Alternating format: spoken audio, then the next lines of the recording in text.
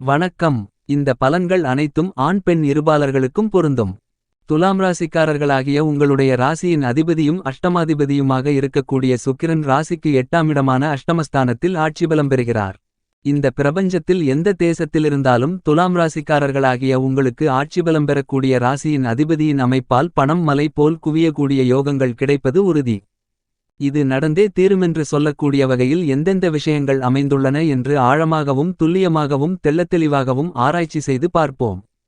ராசியின் அதிபதியாக இருக்கக்கூடிய சுக்கிரன் அஷ்டமஸ்தானத்திற்குள் ஆட்சிபலம் பெறுவது மட்டுமில்லாமல் தன்னுடைய 7ஆம் பார்வையால் ராசிக்கு 2ஆம் இடமான குடும்பஸ்தானம் வாக்குஸ்தானம் தனஸ்தானத்தை வலுவாக பார்வையிடுகிறார்.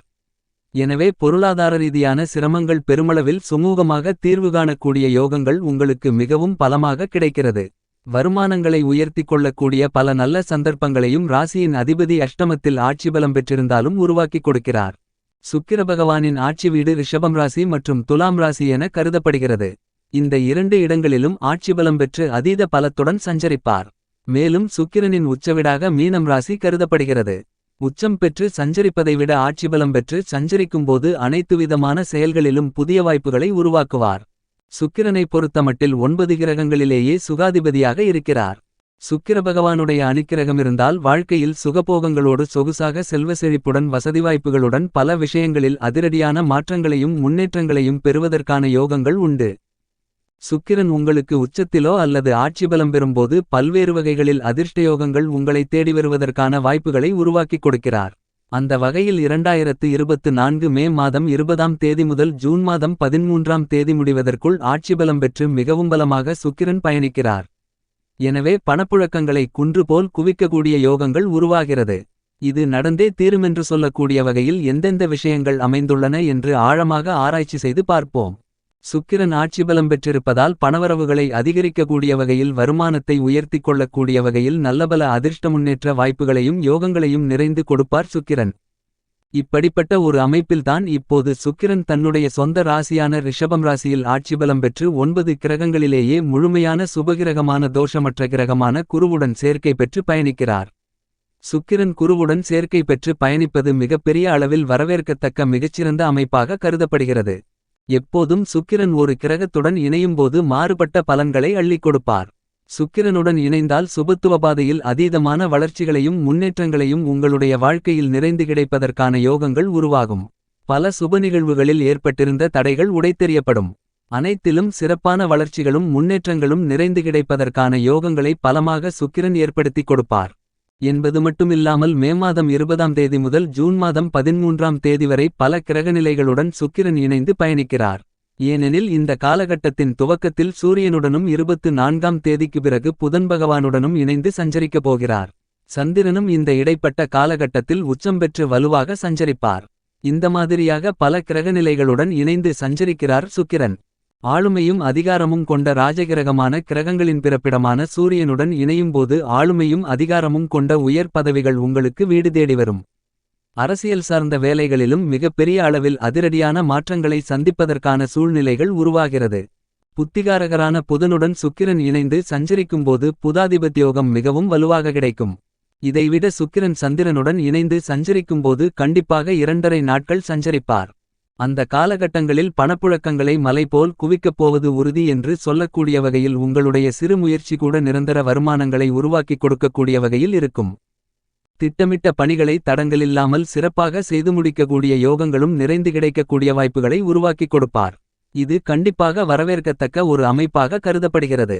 எனவேதான் ஆட்சிபலம் பெற்று சஞ்சரிக்கக்கூடிய சுக்கிரனால் பணப்புழக்கத்தை மலை போல் குவிப்பது உறுதி என்று கூறக்கூடிய வகையில் பல்வேறு வகையான நன்மைகள் நிறைந்து கிடைக்கிறது என்பது மட்டுமில்லாமல் சுக்கிரன் உங்களுடைய ஜனன கால ஜாதக அமைப்பில் மிகவும் பலமாக 2 4 7 5 9 மற்றும் 11 ஆகிய இடங்களில் அதீதமான வளர்ச்சிகளை வாரி வழங்குவார். அதிலும் ஆட்சிபலம் பெறும்போது சொல்லவே வேண்டாம், நல்லபல அதிர்ஷ்ட முன்னேற்ற யோகங்களும் வாய்ப்புகளும் நிறைந்து கிடைப்பதற்கான சூழ்நிலைகள் கண்டிப்பாக உருவாகும். அதே நேரத்தில் சுக்கிரன் அஷ்டமத்தில் இருக்கும்போது சில தடைகள் இருக்கும் என்பது மட்டுமில்லாமல் ஜென்மராசியிலிருந்தாலும் கூட பெரிய அளவிற்கு பாதிப்புகளில்லை. அது மட்டுமில்லாமல் 3 6 12 10 ஆகிய இடங்களிலும் அந்த இதத்திற்கு ஏற்றவாறு மாற்றங்களை ஏற்படுத்திக் கொடுக்கக்கூடிய ஆற்றல் பெற்றவராக சுக்கிரன் இருக்கிறார். ஏனெனில் சுக்கிரனுடன் இணைந்து சுபகிரகங்களாக இருக்கக்கூடிய சந்திரன் குரு புதன் போன்ற அனைத்து கிரகங்களின் கூட்டணிகளும் இந்த காலகட்டத்தில் மிகவும் பலமாக ஏற்படுகிறது. இதுபோன்ற அமைப்பு கடந்த 12 ஆண்டுகளுக்கு முன்னதாக ஏற்பட்ட ஒன்றாக கருதப்படுகிறது.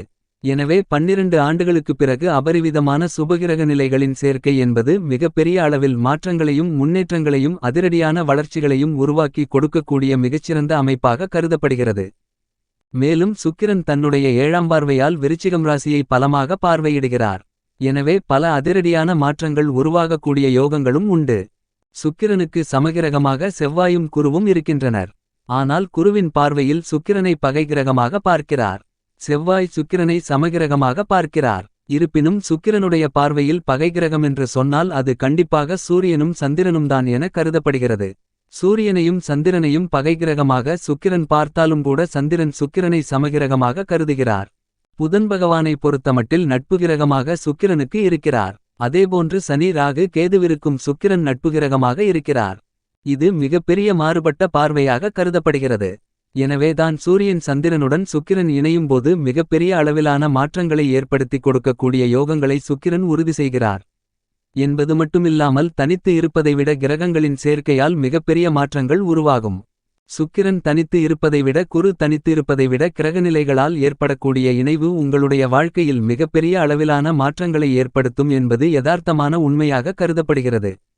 தற்போது சுக்கிரனுடன் இணையக்கூடிய பல கிரக நிலைகளின் அமைப்பு காரணமாக பணப்புழக்கங்கள் பணவரவுகள் அதிகரிக்கக்கூடிய வகையில் நல்ல வாய்ப்புகள் கண்டிப்பாக இந்த காலகட்டத்தில் கிடைக்கும்.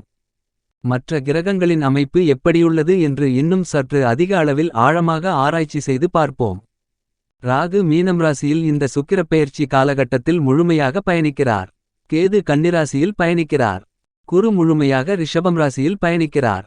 சனி ஆட்சிபலம் பெற்று கும்பம் ராசியில் வலுவாக பயணிக்கிறார்.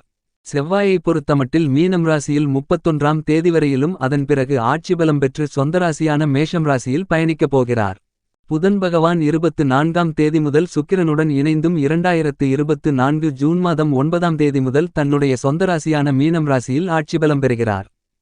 சந்திரன் பல்வேறு இடங்களில் மாறி மாறி சஞ்சரிக்கப் போகிறார். இந்த மாதிரியாக பல கிரகநிலைகள் ஆட்சிபலம் பெறக்கூடிய ஒரு காலகட்டமாக அமைகிறது. வலுவாக சனி ஆட்சிபலம் பெற்று கும்பத்தில் பயணித்துக் கொண்டிருக்கிறார். மேஷம் ராசியில் செவ்வாய் ஆட்சிபலம் பெறுகிறார். மீனம் ராசியில் புதன் ஆட்சிபலம் பெறுகிறார். அதே நேரத்தில் சந்திர பகவானும் கடகம் ராசியில் ஆட்சிபலம் பெறுகிறார். இந்த மாதிரியாக பல கிரகநிலைகள் ஆட்சிபலம் பெறுவதால் நீங்கள் பணப்புழக்கத்தை மலை போல் குவிப்பது உறுதி. பொருளாதார ரீதியான முன்னேற்ற வாய்ப்புகள் கண்டிப்பாக கிடைக்கப் போகிறது என்று சொல்லக்கூடிய வகையில் பல நிகழ்வுகள் கண்டிப்பாக இந்த சுக்கிரப்பெயர்ச்சி காலகட்டத்தில் நடந்தேறும். சுக்கிரனின் அமைப்பு இந்த மாதிரியாக இருக்கின்றபோது துலாம் ராசிக்காரர்களாகிய உங்களுக்கு மேலும் பல விஷயங்கள் எப்படி அமைகின்றது என்று பார்ப்போம். நீங்கள் எதை சிந்தித்தாலும் அவற்றை அடுத்த கணமே செயல்வடிவம் கொடுத்து செயல்படக்கூடிய உங்களுக்கு ராசியின் அதிபதியுமாக அஷ்டமாதிபதியுமாக இருக்கக்கூடிய சுக்கிரன் ராசிக்கு 8ஆம் இடமான அஷ்டமஸ்தானத்தில் குருவுடன் சேர்க்கை பெற்று பயணிக்கிறார். பொதுவாக அஷ்டமஸ்தானம் அவ்வளவு சிறப்பான நன்மைகளை கொடுக்கக்கூடிய அமைப்பு இல்லை. என்றாலும் சுப கிரகங்களின் சேர்க்கையால் பல அதிரடியான மாற்றங்கள் உண்டு. ஏனெனில் ராசியின் அதிபதி ஆட்சிபலம் பெற்று மிகவும் பலமாக அஷ்டமஸ்தானத்திற்குள் இருக்கிறார். எனவே சுப செலவுகள் அதிகரிக்கும். நல்ல வரன் கிடைத்து திருமண பாக்கியம் உள்ளிட்ட நல்லபல நிகழ்வுகளை இந்த காலகட்டத்தில் சந்திப்பதற்கான வாய்ப்புகளும் யோகங்களும் மிகவும் பலமாக கிடைக்கிறது. திருமணத்தை மிகச்சிறப்பான முறையில் செய்து முடிப்பதற்கான யோகங்கள் உண்டு. இந்த காலகட்டத்தில் பல்வேறு வகையான புதிய சொத்துக்கள் வாங்குவதற்கான யோகங்கள் உண்டு. பத்திரம் பதிவில் இருந்து வந்த தடைகள் விலகுகிறது.